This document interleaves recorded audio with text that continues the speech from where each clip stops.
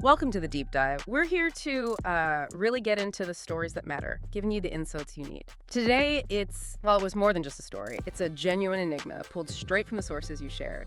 And it really pushes us to ask, what happens when what we think we know slams up against the completely unknown?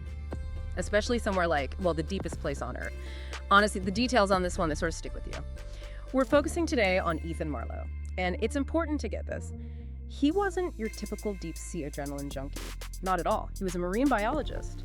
Quiet guy, apparently, driven by finding things out, not fame or anything like that. His last dive, the one into the Mariana Trench, it was supposed to be just another day exploring. Peaceful, even. But what actually happened down there, it still sends shivers down the spine, as they say. Absolutely. And the location itself, the Mariana Trench, is crucial here, just as the sources point out. I mean, it's not just about depth, right? It's the immense pressure, the total darkness, the environments that, frankly, barely make sense to us land dwellers. So when something happens there that baffles the experts, people who know this stuff, it stops being just a missing person case. It really becomes this stark example of what some call the unseen frontier paradox. The deeper we go with our tech, the weirder the things we find seem to get. Things that just don't fit our current models. It really highlights the edge of what we can even observe. Okay, so you have this almost alien setting, the trench. Let's try and piece together Ethan's final moments that morning. Sources describe it as clear, calm. Ethan Marlowe seems composed, focused, even manages a small smile, apparently. He's checking his gear, double-checking everything. Standard procedure for someone this experienced. Then a final wave to the crew up top, takes a breath, and slips under the surface. Just another dive, or so everyone thought. But it changes fast. Just minutes later, the first sign something's wrong comes from the support boat systems. The sources mentioned their sonar, really advanced stuff meant for detailed mapping, picked up something totally off the charts. It wasn't just massive, though it was that. The acoustic signature didn't match any known whale, shark, nothing. And it was moving, they said, with this impossible speed and efficiency for something biological at that depth, almost like it wasn't moving through the water, but differently. And almost instantly after that detection, Ethan's radio just cuts out. Complete silence. The timing there, the sonar blip, and the radio silence happening almost together. That's the first big blinking red flag. Wow, yeah, that timing is chilling, isn't it?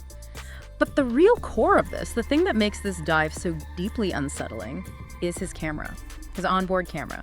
It kept recording, you see, as he descended. At first, it's exactly what you'd expect, maybe even beautiful. These serene shots, schools of glowing fish, weird coral walls, that deep, deep blue. But then, bam! Everything just shifts. The video feed goes haywire, lots of static.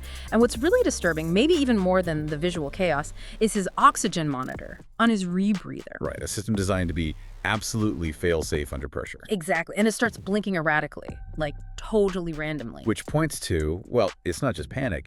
It suggests some kind of sudden major environmental change or a system failure that, given his gear checked out later, just doesn't make sense to the forensic teams. And then comes that final image. The one that just stops you cold before the screen goes black. The camera catches Ethan, turning sharply in the water. His eyes, they're wide open, utter terror, mouth open like a silent scream. Because behind him, in the darkness, something huge, shapeless, just moving. And then, nothing. Black screen. That single frame, that moment, that's where this whole thing tips into profound mystery. Yeah. So the crew reacts immediately, of course. They deploy an emergency drone, an ROV. It finds Ethan Marlowe about 700 feet down, just floating, lifeless. But here's the truly baffling part, the thing the sources really stress.